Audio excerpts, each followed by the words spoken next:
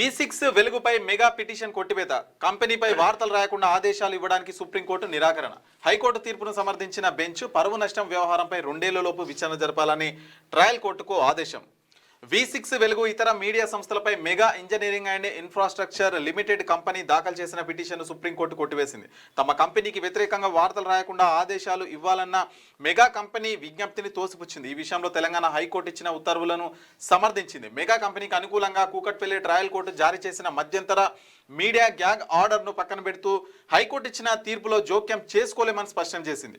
అయితే పరువు నష్టం వ్యవహారం మాత్రం విచారణలో 2 ఏళ్లలోపు పూర్తి చేయాలని ట్రయల్ కోర్టును ఆదేశించింది. అంటే మెగా కంపెనీకి సంబంధించి వాళ్ళ మీద ఏ రకమైనటువంటి వ్యతిరేక వార్తలు రాయొద్దని చెప్పేసి V6 పైన అట్లా ఇతర సంస్థల పైన వాళ్ళు ఆదేశాలు అని చెప్పేసి సుప్రీంకోర్టుకు వెళ్తే సుప్రీంకోర్టు అయితే కొట్టివేసిందంట. అంటే ఏం రాయొద్దంట కంపెనీల పైన. కొందరు మీద అప్పుడు రాసినందుకు పరువు నష్టం దావా పిటిషన్ వేసారు.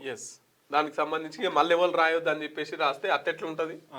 వార్తాపత్రికలు ఉన్నాయందుకు నిజం ఉంటే నిజం రాస్తారు, ఎట్లుంటే అట్లా రాస్తారు. నువ్వు రాయొద్దని చెప్పడానికి నీకు రైట్ ఎక్కడిది? నువ్వు నిరూపించుకోవాలి. ఒకవేళ నీ మీద ఏమైనా ఆరోపణ చేస్తే అది నిరూపణ చేసుకోవాలి అంతే. మీకు వార్తలు రాయడం, విశ్లేషణ చేయడం వచ్చా? అన్యాయాన్ని ప్రశ్నించడం తెలుసా? ఇంకెందుకు ఆలస్యం? క్యూ న్యూస్ మిమ్మల్ని ఆహ్వానిస్తుంది. ఉమ్మడి ఆదిలాబాద్, వరంగల్, కరీంనగర్, నిజామాబాద్, ఖమ్మం, మెదక్, రంగారెడ్డి, హైదరాబాద్, మహబూబ్ నగర్ జిల్లాలకు రిపోర్టర్స్ కావాలను సంప్రదించవలసిన ఫోన్ నెంబర్ 8688926084.